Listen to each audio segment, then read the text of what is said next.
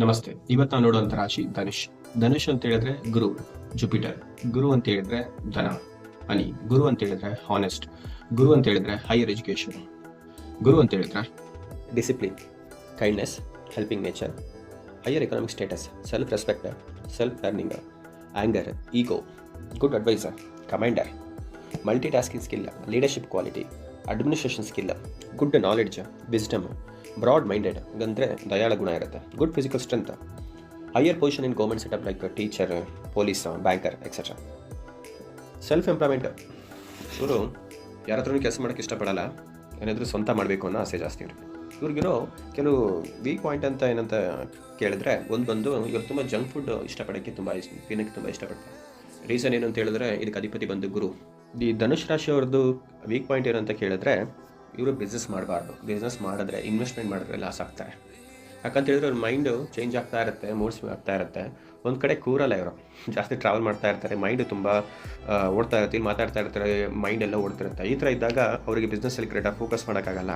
ಮತ್ತು ಇವರಿಗೆ ಸುಳ್ಳು ಹೇಳೋದು ಮತ್ತು ಬೇರೆ ಥರ ನಾಜೂಕಾಗಿ ಮಾತಾಡೋದು ಇವ್ರಿಗೆ ಬರಲ್ಲ. ಇವರು ತುಂಬ ಬೋಲ್ಡ್ ಆಗಿರ್ತಾರೆ, ಹಾನೆಸ್ಟ್ ಆಗಿರ್ತಾರೆ, ಸ್ಟ್ರೈಟ್ ಫಾರ್ವರ್ಡ್ ಆಗಿರ್ತಾರೆ. ನಮ್ಮ ಥರನೇ ಎಲ್ಲರೂ ಇರ್ತಾರೆ ಅಂತ ಅಂದ್ಕೊಳ್ಳೋ ತಪ್ಪಲ್ವಾ. ಇವ್ರಿಗೆ ಸಿಗೋಂಥವರೆಲ್ಲ ಬುದ್ಧಿವಂತರಾಗಿರ್ತಾರೆ ಇವ್ರಿಗಿಂತ. ಹಾಗಾಗಿ ಇವರು ಬಿಸ್ನೆಸ್ ವಿಚಾರದಲ್ಲಿ ಲಾಸ್ ಮಾಡ್ಕೊಳ್ಳೋಂಥ ಸಾಧ್ಯತೆ ತುಂಬ ಜಾಸ್ತಿ ಇರುತ್ತೆ. ಮತ್ತೇನಂತ ಹೇಳಿದ್ರೆ ಜಾಸ್ತಿ ಜಂಕ್ ಫುಡ್ಗಳು ತುಂಬ ಇಷ್ಟಪಟ್ಟು ತಿಂತಾರೆ.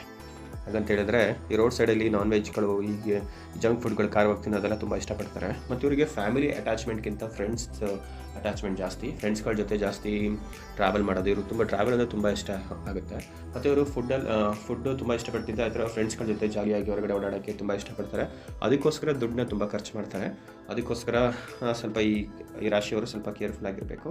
ಮತ್ತು ರಾಶಿಯವರು ಸ್ವಲ್ಪ ಲೇಸಿಯಾಗಿರ್ತಾರೆ. ಚಿಕ್ಕ ವಯಸ್ಸಲ್ಲಿ ರಾಹು ದಶ ಬರೋದ್ರಿಂದ ಚಿಕ್ಕ ವಯಸ್ಸಲ್ಲಿ ಎಲ್ಲಾದ್ರೂ ತಡೆ, ಕಷ್ಟ, ಹೆಲ್ತ್ ಪ್ರಾಬ್ಲಮ್ಮು, ಫ್ಯಾಮಿಲಿ ಸಪೋರ್ಟ್ ಇಲ್ಲದೆ ಹೊರಗಡೆ ಬೆಳೆಯೋದು, ಇಲ್ಲ ಮನೇಲೇ ಇದ್ದರೂ ಕೂಡ ಫ್ಯಾಮಿಲಿಯಿಂದ ದೂರ ಇರೋದು, ಈ ಥರ ಎಲ್ಲ ಇದ್ದು ಕಷ್ಟಪಟ್ಟಿನೇ ಮೇಲೆ ಬರ್ತಾರೆ. ಎಲ್ಲ ಥರನೂ ಪ್ರಾಬ್ಲಮ್ಸ್ನ ಫೇಸ್ ಮಾಡಿ ಆಫ್ಟರ್ 25 ಆದಮೇಲೆ ಲೇಸಿ ಆಗ್ತಾರೆ ಸ್ವಲ್ಪ. ಯಾಕಂತ ಹೇಳಿದ್ರೆ ಇವ್ರದ್ದು ಫಿಸಿಕಲ್ ವರ್ಕ್ ಅನ್ನೋದಕ್ಕಿಂತ ಮೆಂಟಲ್ ವರ್ಕ್ ಜಾಸ್ತಿ.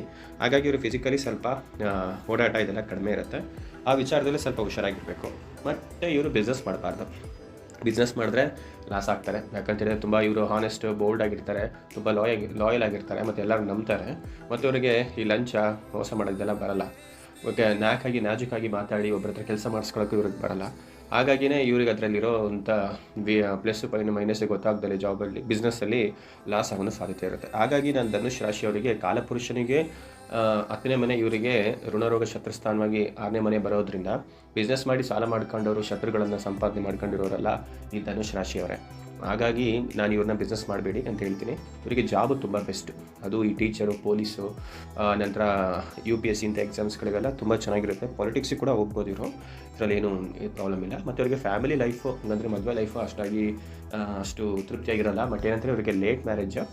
ಯಾಕಂದರೆ ಇವರಿಗೆ ಸಿಗೋಂಥ ಪಾರ್ಟ್ನರ್ ಹಾಗೆ ಆಪೋಸಿಟ್ ಆಗಿರ್ತಾರೆ. ಇದರಿಂದ ಸ್ವಲ್ಪ ಮದುವೆ ಆದಮೇಲೆ ಸ್ವಲ್ಪ ಡೆಲ್ ಆಗ್ತಾರೆ. But no problem. After marriage ಆಗಿ ಒಂದು 5 ಇಯರ್ಸ್ ನಂತರ ಇವರಿಗೆ ಪ್ರಮೋಷನ್ ಸಿಗುತ್ತೆ, ಪ್ಲೇಸ್ ಚೇಂಜ್ ಮಾಡ್ತಾರೆ, ಮನೆ ಚೇಂಜ್ ಮಾಡ್ತಾರೆ. ಅದಾದಮೇಲೆ ಇವರಿಗೆ ಪ್ರಮೋಷನ್ ಎಲ್ಲ ಚೆನ್ನಾಗಿರುತ್ತೆ, ಲೈಫಲ್ಲಿ ಮುಂದೆ ಬರ್ತಾರೆ. ಇದು ಧನುಷ್ ರಾಶಿ ಬಗ್ಗೆ ಗೊತ್ತಿರೋಂಥ ಮಾಹಿತಿ ನನಗೆ. ನಿಮಗೆ ವಿಡಿಯೋ ಇಷ್ಟ ಆಗಿದ್ದರೆ ಲೈಕ್ ಮಾಡಿ, ಸಬ್ಸ್ಕ್ರೈಬ್ ಮಾಡಿ, ಶೇರ್ ಮಾಡಿ. Thank you.